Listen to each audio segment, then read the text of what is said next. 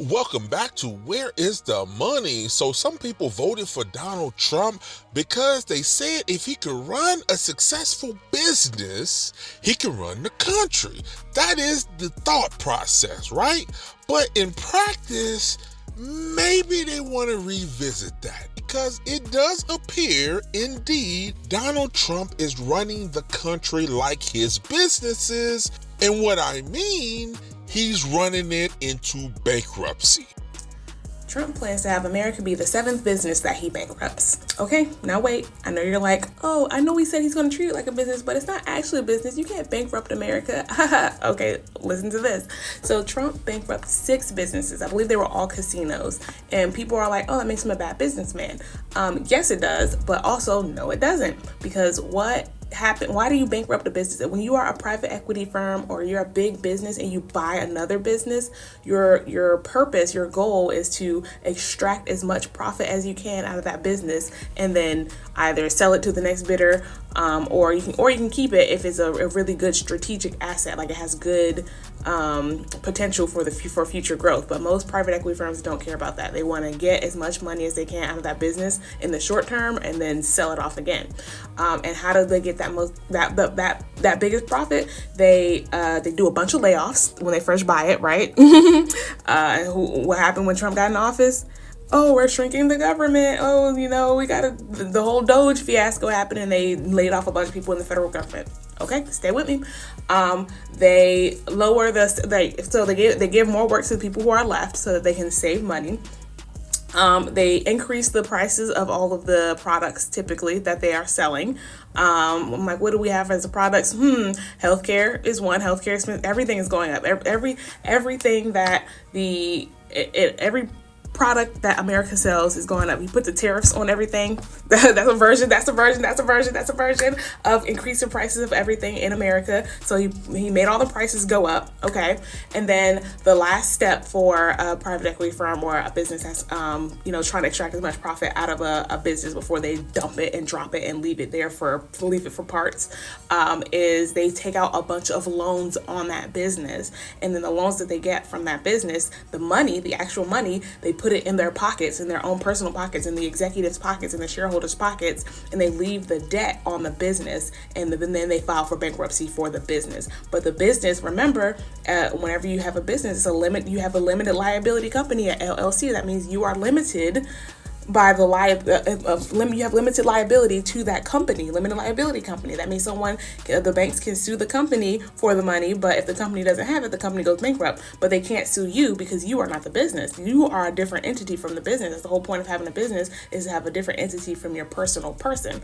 And so during that big, beautiful, ugly bill, what did it say? It said the debt ceiling for America was going to go up and up and up and up and up to like the highest debt ceiling was ever going to go. But guess who has made the most profit ever as a sitting president? Donald Trump. Y'all, are y'all listening? Like he's bankrupted America. He's planned to bankrupt America. This has been his strategy again and again and again and again, is to get a business, lay off the people, work them to the bone, the people who are left, who are there to do the rest of the services, increase the prices of everything that you're selling, take out loans on that business, keep all the money from the loans yourself, don't put it into the business, and then drop the business and run to the next one. Like that is the whole plan. That's how you make profit in private equity. That's how you make profit in acquisitions. Like that's how you make profit. Like sometimes, of course, they'll buy the business and they'll like merge it and integrate it, and then they'll actually use it to invest in the business, make the business better. But like that is the minority of the time is that happens. Like usually when businesses buy another business, they buy it, they take out the best pieces of it, put it inside their own business, and then leave the rest for scraps. Like that's it. And in private equity specifically, they buy it, they pump some money into it, get as much profit as they can, and then literally just drop the whole thing. They don't even merge the businesses or the service. Like Toys R Us, gone. What is it, like Michael's or Mary and Joe? Like some craft shop is gone. Like whenever private equity buys like businesses, they destroy them, and they eat them all up, eat up every nutritious part of the business, and then leave the rest for scraps. And then if you like that service, sorry, it's gone now. Little kitties, you like Toys R Us, sorry. Anyway, so I'm going too far, but yeah, so that is what Donald Trump is doing. He is treating America like a business, and y'all don't know why you're acting like he didn't bankrupt 6 casinos, because that is what he did with his businesses, and he's doing the same thing now with America this time.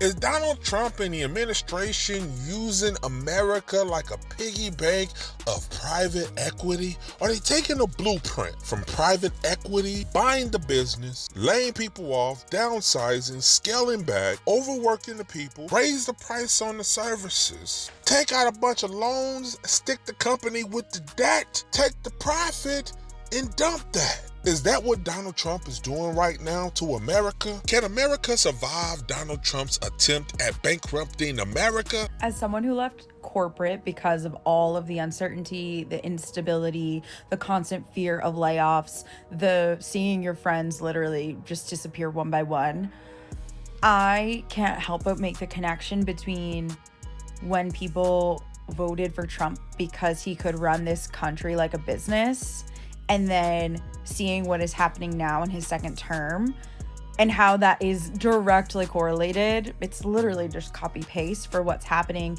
in corporate America right now. I know that there have been layoffs in other industries. Like, I was talking to a friend who's dating a finance boy, and apparently like it's expected that the bottom 10 or whatever percent of people are going to get let go every year. That was not the case in many, many industries. Not until like the Googles of the world started to normalize mass layoffs so that they could hit profits back in 2020, the beginning of 2022, 2023 actually, did we start to see this more widespread. I'm also talking from like a tech lens. That's mostly my experience, but I would say that post-pandemic layoffs are more widespread across industries than just in finance or a couple key industries that was always the case and always the norm. Because this is not normal. This was not normal up until recently, the last 2 years or so. But now, especially during the government shutdown, seeing and hearing that people are getting laid off all the time, government jobs were supposed to be the most stable. This is insane. I don't think anyone could have predicted when they said, oh, he's going to run the country like a business. I guess we didn't specify like what business he was going to run the country like, but it is crazy to see how much business has evolved and the norms of business have evolved in the last couple years. And then for this administration to come back into power, know how things work and be able to manipulate employees' lives essentially in the same way that is happening in business. Honestly, it's really triggering. I'm not just saying that lightly. Like, I'm not just using therapy terms for therapy's terms' sake, but I like sit here and I'm like, so no one's safe. At least the finance people probably, I mean, I don't know their lives, but like could have been like, oh, well, like maybe I should pivot into tech because that's safe. And then now tech is like so freaking volatile. I've thought about it. I'm like, maybe there's some like government tech job that I can get so I can have some stability. And then now the freaking government is doing the exact same thing. Like, it's really interesting that we're seeing all of the big tech leaders at dinners, kissing the ring and like bending the knee. And then we're seeing now just like continuous mass layoffs in different pockets of the government. There were Doge layoffs earlier this year, and I think that, at least I hoped that that was just like a one-off, like weird, like Doge thing, but it's continuing to happen. At what point do we all collectively stand up and say we're not standing for this anymore? Because nobody is okay. I was just talking to a friend who's still in big tech at the moment. 30% of the people she works with, which mind you are the remaining 50% of people who didn't get laid off, because 50% of them got laid off earlier this year. 30% of those people are on mental health leave right now.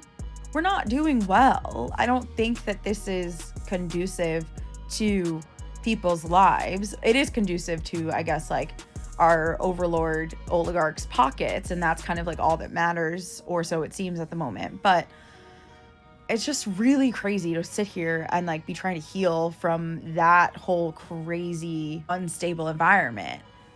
And then seeing it happening to other people, like, oh my God, I wouldn't wish that on my worst enemy, and it's not what's happening to everyone. And I'm just like, what can we do here? Like, we gotta do something. Now, she makes the comparison between big tech layoffs and the way Trump and the administration is handling the shutdown and federal layoffs as well. There is quite a few similarities. They both have normalized layoffs. They both look like they are not done doing layoffs. They're trying to save as much money as possible at the expense of as many people as possible. Now, the general consensus of both is that the business is the priority, not the well-being of the people. So if people been there 20, 30 years contributing to that company being successful, there is no loyalty. You are expendable like any bottom line item in their budget. And when you, the itemized item, are no longer needed or need to be removed to cut costs, that is what is going to happen regardless of your contribution. And to your point, no one is safe, public or the private sector. When big money talks, all the employees walk. Gotta get that AI in there. Do you feel like Donald Trump is making America great again and we're just missing some key parts? Or do you agree with this woman? Put your comments below. Let's talk about it. This is Where is the Money? Talk to you soon.